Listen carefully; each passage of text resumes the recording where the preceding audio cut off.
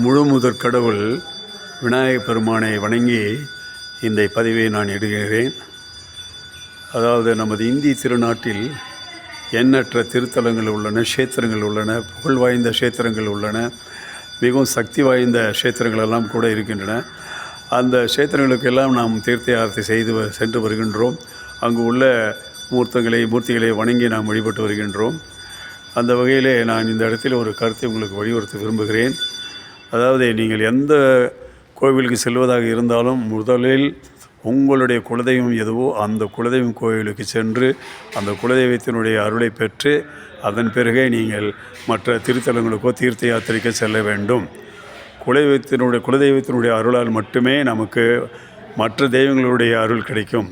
So முதலில் குலதெய்வத்தை வணங்கிய பின்பு நாம் மற்ற க்ஷேத்திரங்களுக்கு சென்று வரலாம்.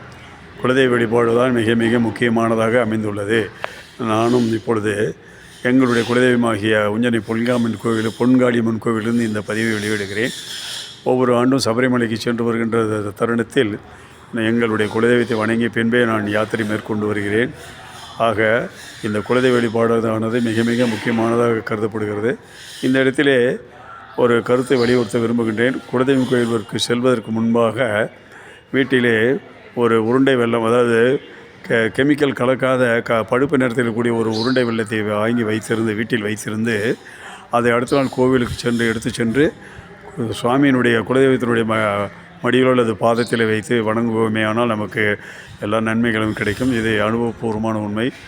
ஆகையினாலே எல்லாரும் இந்த பதிவை பார்க்கின்ற எல்லோரும் குலதெய்வத்தை பிரதானமாக கருதுங்கள். குலதெய்வத்தை அன்றாடம் நினையுங்கள்.